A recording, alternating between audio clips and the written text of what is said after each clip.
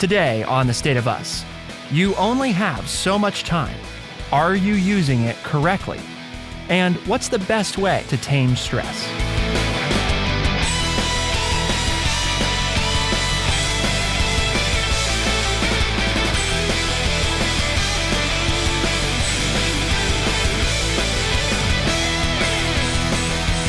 Welcome to The State of Us. I'm your host, Justin T. Weller, joined today by the one and only, your friendly redneck liberal and the senior resident historian here at True Chat, Mr. Lance Jackson.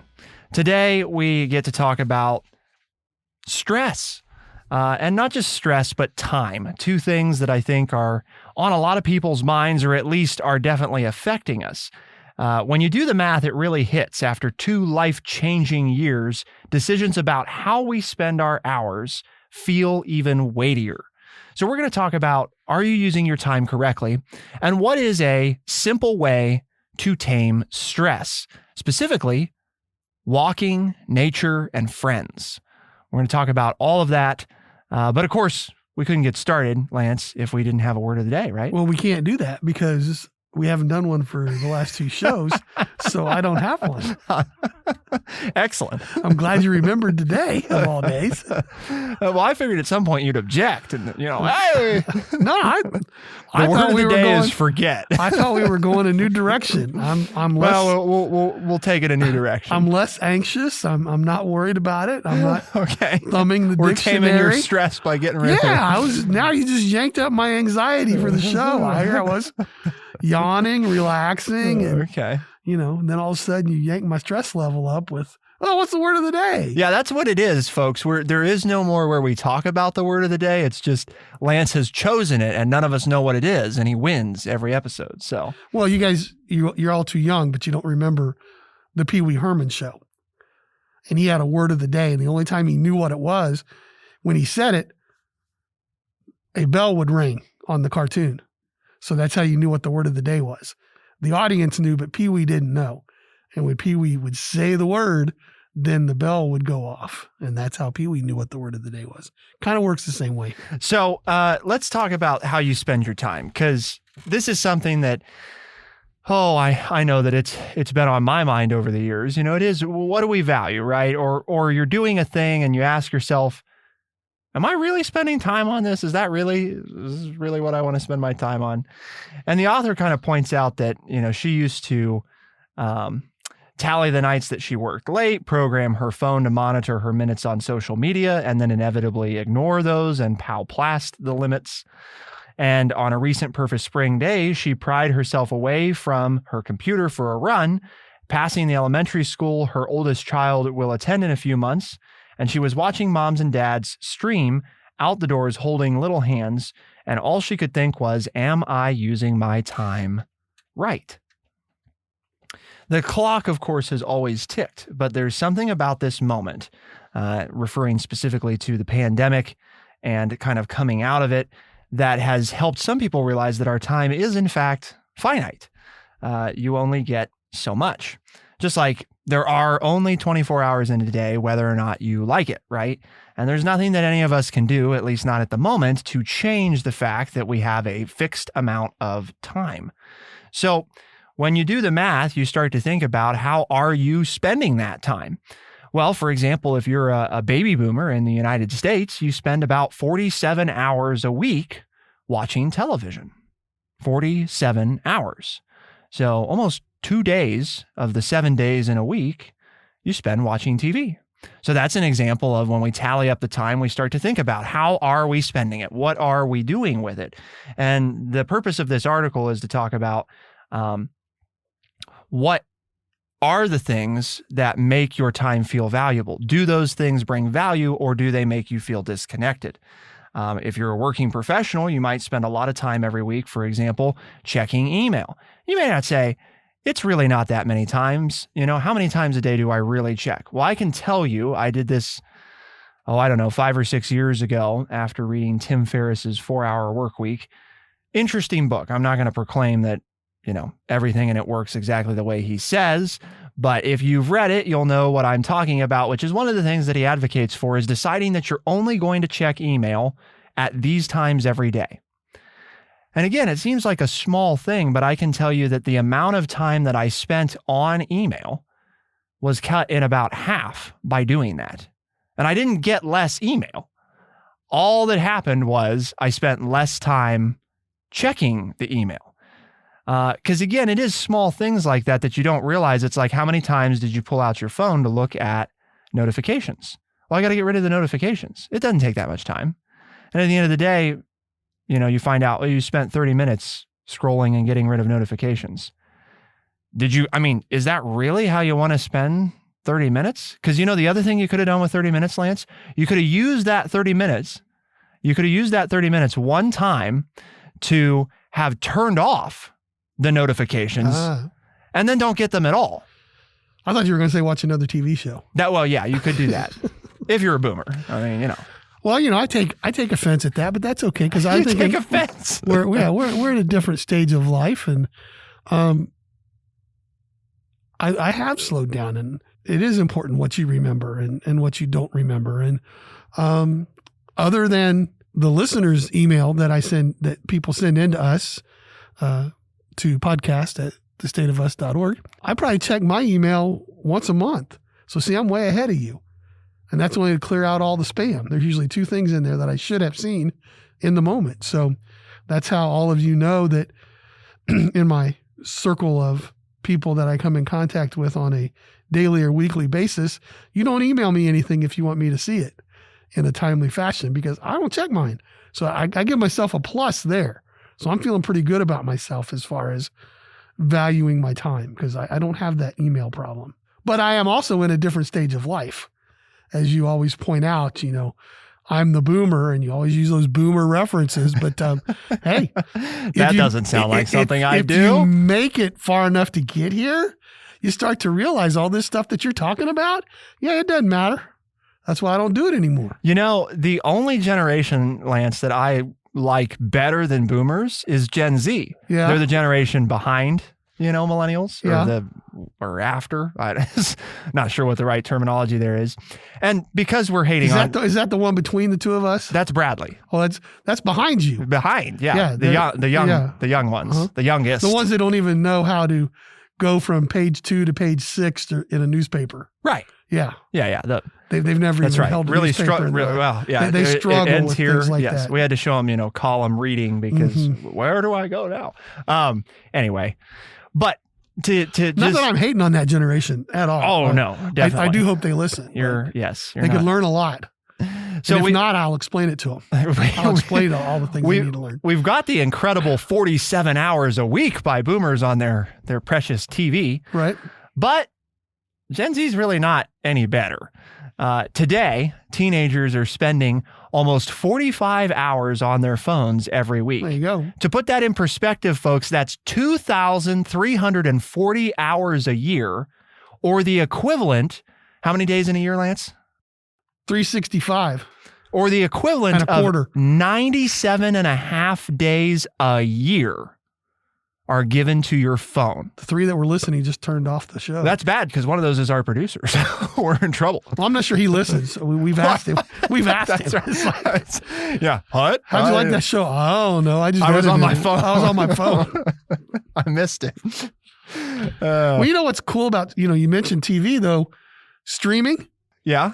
That 47 hours, I'm getting a lot more shows watched because I'm into that streaming stuff. Uh-huh. You take out the 12 minutes of commercials, I'm watching a lot more shows. Screen time's the same, but I'm getting a lot more content. I am. I'm learning a lot more. Plus, the other thing, folks, right, is we're hating on the boomers too here because they spend almost the same amount of time as kids do on their phones. Millennials don't do anything, right? No, they're millennials don't do anything wrong. They spend all their time reading and in nature and volunteering. That's what they're known for. Anyway. Living off their parents. Yes. Yep. In their basement. Okay. No, that's why they have all this time they can't afford a phone or a TV. So, they're just out of luck. But the point that we're getting at here is, well, the point that I had to make that was very important, not really, but was the point about boomers is, they're not actually watching that much TV every day because, you say 47 hours, they're asleep half that time. I mean, they, fall asleep and nap. And it's like, this doesn't really count the same. The screen time, the kids aren't sleeping. They're engaged. They're looking at that phone. So I do have to throw that caveat in there. The study does not acknowledge that anywhere, but I thought that it was an important fact to bring up. Lance does not get in 47 hours of TV a week. He probably gets in 20 something hours of TV a week, and the rest of the time is nap time. I just got back from a 5-week vacation. No TV, right? We turned on the TV 0 amount of time. Wasn't that great? And we've kept it up. Yeah. We have kept it up. We do not turn the TV on. Life is better without TV. Until the evening. Now, my wife is newly retired, and we're both retired, and we just got back from a 5-week vacation across the United States and out to the West and back up through Texas. And we did not turn on the TV the whole time we were gone, nor did we get on. She was on Facebook less than 15 minutes a day. And we came back better than we've ever been. Really sounds like we should just pretty much do away with our show. Huh? No, because what's today's show about? Oh, right. How we spend our time. Yeah, how we spend our time. I'm trying to give you a different way to spend your time. So I'm not down on the show. You need to listen to the show because you can get multiple things done while you're listening. You can relax in the pool. You can, turn off that TV and listen to us. You can be eating your fruit for breakfast and your healthy bran for lunch and then listening to us. So this sounds like a boomer dream. It's all about a pod. I just lived it, and I'm better for it. You live the pod dream. Yes. Okay. Well, I lived the dream of what I did, and now you're trying to pull me back into it and yank up all my anxiety and turn my mic on and off and play dings in my hair and my ears. My hair, my ear, the hair that's in my ear. It's all over. That's right. Wow. You want a sobering statistic here. Think about this as we transition. If it's not enough to realize that 97 days a year is what the average young person spends on their phone. And remember, that's 97 whole days. Keep this in mind. You might think, well, that means that they have a little over 2/3 of the rest of their year that's not spent on the phone. So is it really that bad? Well, let's not forget that we spend about 1/3 of our year asleep. So there just went all that time that we're not on our phone, which means that approximately half of your waking hours are spent on your phone. Now think about that. So that means it's up to Bradley to accomplish anything in his generation because the rest of his generation doesn't have time to get anything done. No. That's why Bradley's feeling all that stress and doing 12 things. That's right. Really stressing. A good thing we're going to talk about what to do with that stress. What Bradley needs to do instead of doing 12 different things, Bradley, we're going to tell you. Keep it here on The State of Us. We'll be right back.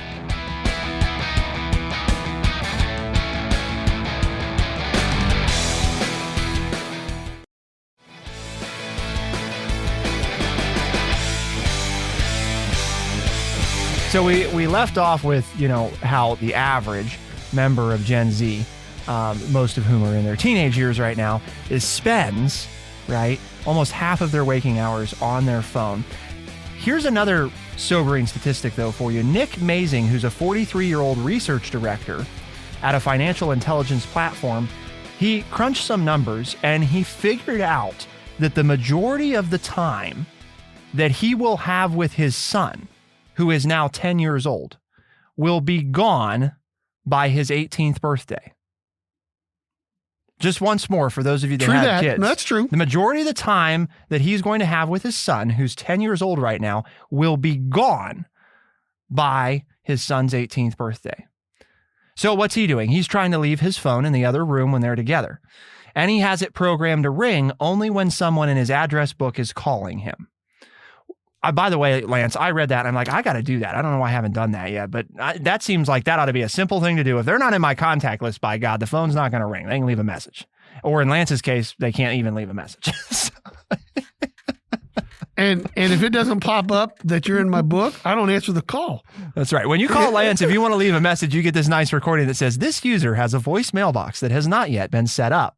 I am Goodbye. I am ahead of the trend. That's what you're saying. That's right. I'm on this You're guy. setting the trend. I am. Trend setting. Just like I always have. People That's just right. are slow to catch up. So anyway, the reason I bring that up is because I think it is important if you really start looking at, and I've tried to be conscious about that. I had to get a new phone recently because my other one kind of died on me. And that meant I didn't have to, but I chose to reset my screen time limits, right? In other words, preventing how long you can spend using certain apps. And I can tell you that if you really start to look, you'll be amazed. I mean, I did that exercise, Lance, with two Gen Z who work out here, and had said, how much time do you think you spend on TikTok each day? Approximately, they had underestimated by about half. And keep in mind, we're not talking about like, I thought I spent 20 minutes and I spent 40 minutes. It's no, I thought I spent 2 hours and I spend 4 hours a day just on TikTok. You know how many hours a day I spend on TikTok? None. That's a good guess. Well, you don't ever even been on TikTok. I have not. Okay. Have you ever seen a TikTok? I have. Okay. Well, see, there it is. So anyway, the point is not just hating on young people, because we can all do this. We all have different things. I don't spend a lot of time on social media on my phone. I do spend a ton of time like on the phone part of the phone, and the texting part of the phone, and the email part of the phone, basically everything that's work related. So that is a way by setting those limits. And a big thing is I take a lot of time when I first get my phone. I hate doing it. It's to turn off basically 90% of notifications. Because notifications, the whole intent there, Lance, right, is to get you to look at your darn phone. And it's like, no, because then it sucks you in and you start looking at stuff that you didn't even, it's not even the thing notification was about. But you look at that notification, you see another one, and then before you know it, there went 10 minutes. And it's like, why did I lose 10 minutes just then? I don't know. Anyway, back to it. So what about walking, Lance? This is something you and I both enjoy doing, right? Do you know what I do when I go for a walk? I don't take my phone. That's helpful. No notifications then, right? Yeah. I don't have to worry about it. Doesn't ring. Don't have to worry about spam. Don't have to worry about anything. I just don't take it. I've gotten some really hectic, anxiety-ridden texts at times when I get back. Yeah. I was trying to reach you, Dad. Where are you? Is everything okay? Text back, yeah, I was just going for a walk. I mean, I remember, right? Okay, boomer time here. Boomer time. I remember when... That should be the new segment. We'll replace the word of the day with boomer time. You didn't have a phone, right? Yeah. So if something bad happened, it might take a day or two or a couple hours for you to find out. Because there had to be, a calling tree set up, and, aunts had to call each other, and then they called cousins, and then they called, and it might take a few hours to find something, because my kids are like, well, what if something bad happened to me? You don't have your phone. It's like, guess what? You live 3 hours away. I'm not going to make it in time anyway. And it's obviously already happened. So why does it matter that I find out about it right away? So when they listen to the show, they're going to get mad at me. But we've had those conversations. I'm like, do you guys remember there never used to be a phone? I used to take your mom out on a date and there was no phone. Her mom and dad couldn't get a hold of us. My mom and dad couldn't get a hold of us. We were 16, 17 years old, just out there in the city of Columbus on our own with no way for anybody to reach us. Scary. No, it's not. That's how we grew up. Terrifying. They're more scared now, right? Our young people, the more anxiety ridden, scareder now, and they have instant access to everybody. Yeah. Scaredest. Scaredest, yeah. Okay. At its core, time is really about memory and what you'll take with you after the seconds have passed. It's not more scared than most scared.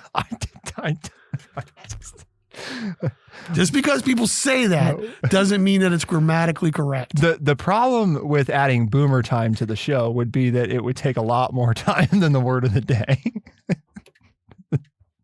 But we'd get grammar lessons, so that'd be good. It's not mansplaining. It's just being correct. Wow.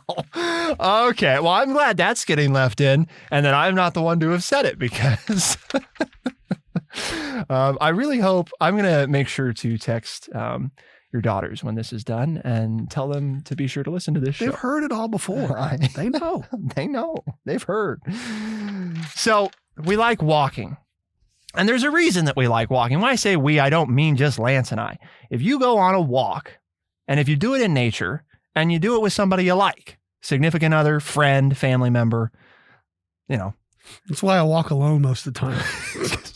I don't like nobody. I spent 40 years as an introvert being around people. Now I'm old. I don't have to be around people. I get to choose whether I want to be around people. That's right. Well, you go on walks with your wife. And guess what? Well, yeah, I want to be around her. She doesn't count. Okay. She's always around. She's been around forever. She was around before I dated her. She's not even a person, really. It's just there. Man, we're really racking them up today. So anyway, 87% of adults said that rising prices due to inflation are a significant source of stress. See, there's people stressing about stuff. That's right. Can you control high prices? Can you control summer travel snafus? Can you control a virus ever morphing? You can't control those things. So why are you worried about it? A brisk walk in nature with a friend combines 3 of the most effective stress reducing and resilience building. And notice that. I love that right there because that's so important. We always talk about reducing stress. What about resisting stress in the first place? Resilience building techniques. No, resilience is not stress. It's like how to take on the world, right? That's right. Yeah. And those 3 things, according to scientific research, the 3 most effective stress reducing and resilience building techniques include physical exercise, social connection, and spending time in nature. Going for a walk with a friend. And where do I live? In nature. I live in nature. I can walk around my backyard and I'm in nature. I don't even have to go to the park and breathe smoggy air. I just get to walk down the line of my creek and look at the fish and watch the possums jump in and avoid a snake every once in a while and see the deer roaming into the cornfield every once in a while, jumping the fence and coming into my yard. Yeah, I don't have to drive 20 minutes to some park to go for a walk. I just get to walk out my back door. That's what I see. An ever-growing number of scientific studies, Lance, show that chronic stress, in other words, ongoing, right, stress, can lead to a host of health problems, including depression, heart disease, immune system problems, and obesity. About 3/4 of people that were surveyed by the American Psychological Association said that they are overwhelmed by the number of crises facing the world. Half said that housing costs are a significant stressor. But not all stress is bad. Stress in small spurts, which is called acute stress, right? Not chronic stress, is actually crucial to survival. So what happens when we get stressed? Well, there's a lot of different things, but why do walks help? Specifically, walking briskly actually activates the body's stress response. And when the walk is over, the stress comes back down to baseline. Regular exercise helps your stress response become more efficient, thereby improving your resilience, right? Because in other words, we're all going to get stressed. That's part of life. And in fact, it's good because at certain times, getting stressed releases adrenaline and helps you get things done more efficiently, helps you respond to crises. That's a good thing. Spending your time that way all the time, very bad. Not good for your health. So what you're doing there by taking that brisk walk, right, is you're training, just like with muscles, just like with anything else, right? Practice. You are practicing healthy elevation of stress and healthy reduction of stress, making sure your body knows, hey, I can calm down now, right? The stress is over. Woo, I can relax, right? Or I need to kick it into gear. And you're just, it's, pretty basic, but that's the first thing to talk about. We're going to talk about the benefits of nature, though, and friends. What about those benefits? Keep it here on The State of Us. We'll be right back.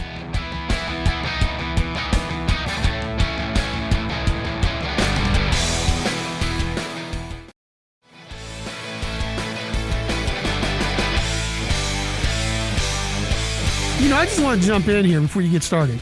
Okay. And there's been research done by research. That's good. By the authors of this book about the connection between mental health and nature. And it says as little, because everybody's like, well, time, I don't have time, right? As little as 10 minutes of sitting or walking in nature can decrease a person's heart rate, blood pressure, and those cortisol levels that you were talking about. So you don't need a lot of time, just 10 minutes. And you don't have to do anything. You can walk or you can just sit there. Right. Just sit if there. Walking sounds like too much, just sitting in nature. Outside, listen to the birds, listen to the trees talk to one another. So those 10 minutes. The trees do talk to one another. Yes, we've had that episode. Mm-hmm. So as little as 10 minutes is what you're saying. What that's going to do is it's going to lower my heart rate, blood pressure, and cortisol levels. So there you go. 10 minutes. Who doesn't have? Think of 10 minutes of TV, 10 minutes of TikTok, 10 minutes of checking your phone. That's pretty doable. 10 minutes. That's all you have to do. So when you start to plan your day, put that 10 minutes in there. If you're like me and you're a morning person, do it in the morning. If you're an evening person, afternoon, do it during your lunch break, whatever. But who really, if you stop and be honest with yourself, can't find 10 minutes to turn off the TV, to turn off the phone, to turn off the rest of the world and just go sit on your porch or sit on your balcony or sit outside somewhere in nature? 10 minutes. That's it. I think part of the problem, right? You benefit. Now, do you benefit more from doing more? Of course. But the point is 10 minutes will benefit your life. It will make you more productive. We've talked about that before. You work so long and then there comes that point where the return of your work starts to diminish. Don't know how many times I used to tell my daughters, they would be up past 11 o'clock doing homework. And I would tell them to go to bed. And they both were really good students. Like, Dad, I can't go to bed. I still have to finish this math homework. And I said, you're going to stay up past midnight to finish that work. You go to bed now, get up, and it'll take you 10 minutes to finish it. And lo and behold, they would do that because they were tired. They'd been at sports practices, whatever. And they were working past their efficient time. And they would go to bed and they'd wake up and grab a Pop-Tart and sit down at the table. And in 5 minutes, they would finish what they were spending more than an hour to finish the night before. So there is something to taking those short respites, those ding, ding, ding, ding, ding. I just won the word of the day, respite. Taking a short respite and then getting back to work. You'll become more productive. See, what that means is, folks, you'll make the boss happy because you'll get more work done because you took the little break. And the other thing is the article about spending time isn't just about getting more work done. It's about getting the important work done. And you might say, well, all work is important. Okay, well, yeah, we can have that debate, but the most important, how about that? The most important work rather than the important work. Because that's one of the things. Instead of trying to clear the decks, reach inbox zero, or check every errand off of your to-do list, acknowledge that you lack the time for even a fraction of the things that you want or need to do. Learn to tolerate that feeling. And a great way, by the way, to learn to tolerate that feeling is spending time in nature, walking, being with friends, right? Because sometimes, even though that's uncomfortable, even anxiety provoking, having lots of clamoring things for your attention is going to create more stress. So do the most important things, accept that you can't do them all, and prioritize, right? Make time. And notice I said make time. You can't make more time, but you can choose how you spend your time. So when I say make time, that's what I'm referring to. Make time for the walks. Because, again, like that, like we pointed out before, you've got 97 days a year of phone time. So you can certainly find a couple days a year for walking. Well, two things that we've talked about, and I've tried to advise young people when I talk to them, is that you need to really figure out what is important. Because I can remember things that I missed in important people in my lives. I missed an event. I missed something because I thought I had something important to do. And now I can't remember what it was that I did, but I can remember that I missed the event. And so when you really, so who are the important people? And what are you going to do? And the second thing is you're talking about what you can't get done. We always make the list longer than what we can accomplish. The really simple thing to do, the trick that I learned is, and this is me, I like to write, but I write down, what did I get done? Or I stop and think, well, what did I get done today? And I list off 5 or 6 things, and it's like, that's a pretty good day.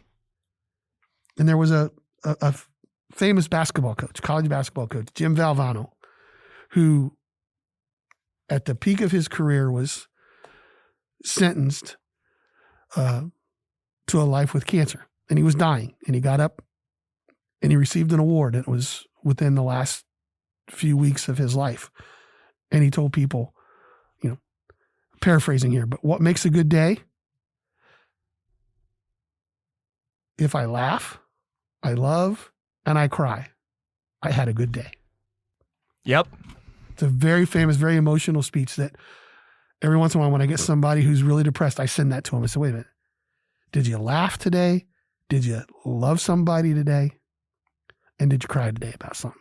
If you did, you had a full day. Yep. And if you got more than that done, great. Then you had an extraordinary day. But that's all you need for a full day, is to laugh with somebody, to cry with somebody, and love somebody. Yeah. Everything beyond that's icing, right? Just the bonus. I was curious because I wanted to give our listeners like a real world example of how much time we give away to TV and electronic devices every year. Keep in mind that the time that it takes Lance and I to do this show every year. And by the way, folks, I'm not talking about just us sitting down recording. I'm talking about planning and recording the show. Okay. I'm factoring all that in. That equates to about 1/8 the amount of time that you spend every year on your phone. You could do multiple episodes a week of a podcast every week that require hours of planning. And that would only eat up 1/8 of your total screen time. 12%. 12% of your screen time. Yep. Okay. Well, with 2,340 hours a year versus 300 hours. What's that? I did that wrong. You might have just blown your whole thing. Yeah. Okay. Well, still. What was your screen time? 23 hours? 2,340 hours, 2,340, right? 10 would be 230. So yeah, you're close. Yeah, I thought So 23. Yeah. Okay. You're good. Okay. Good. You're close. It's about 12 to 13%. Yeah. Yeah.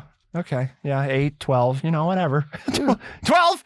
There it is. 1/8. 1/8. I just did some math for you, man. Okay. And I can do that in my head because, yeah. I had the elementary school teachers who drilled that stuff into you because, yes. oh, wait a minute.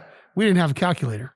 I thought I did pretty good. So we had to learn that. Yeah. All right. 1/8 is 1/8. 12%. Yeah.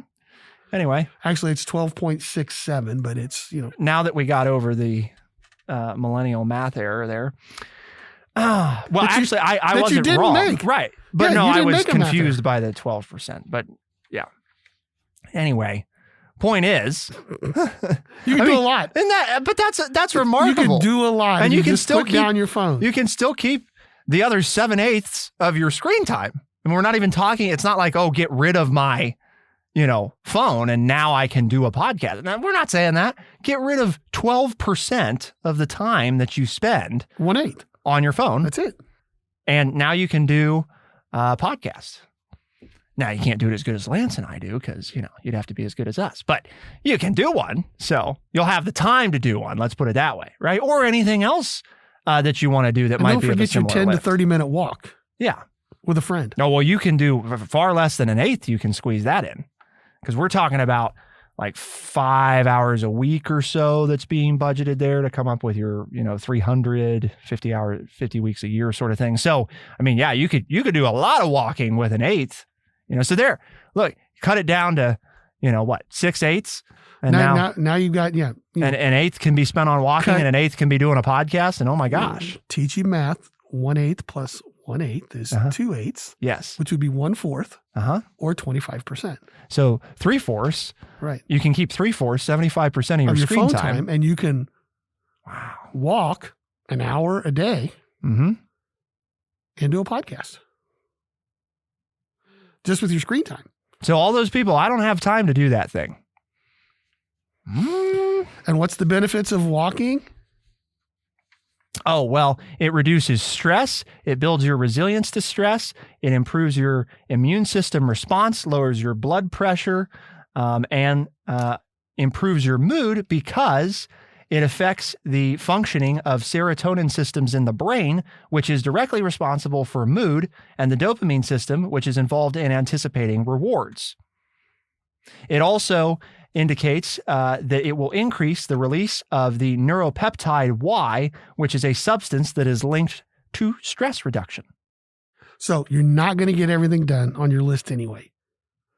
So prioritize and do the most important things. That's it.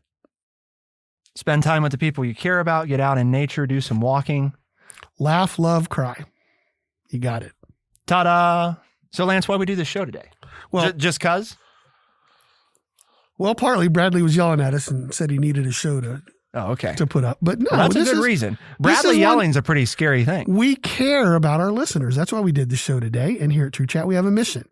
And our mission is to educate our audience by providing honest, open, and respectful conversations. And that's what we've done. Everybody's on you. You need to walk more. You need to do this. You need to, okay. And you can't, well, I don't have the time.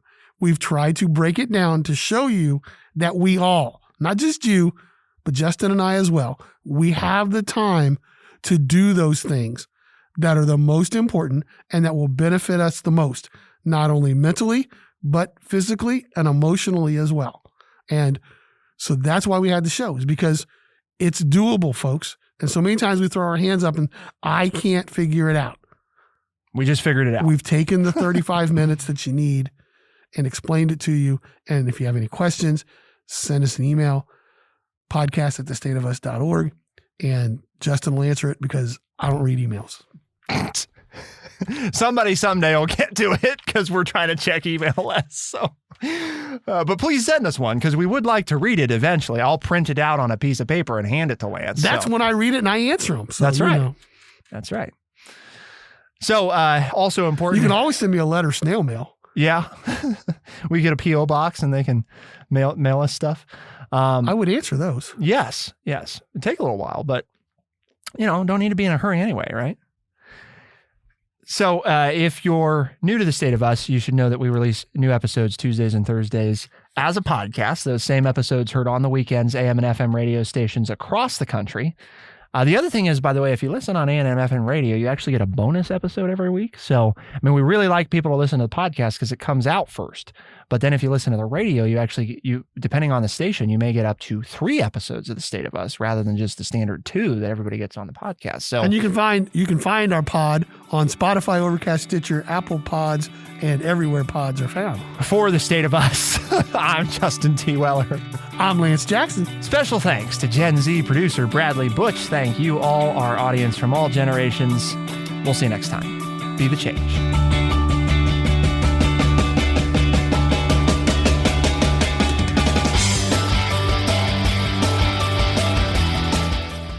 Be sure to check out our website, thestateofus.org, for books, articles, and all the ways to tune in. thestateofus.org.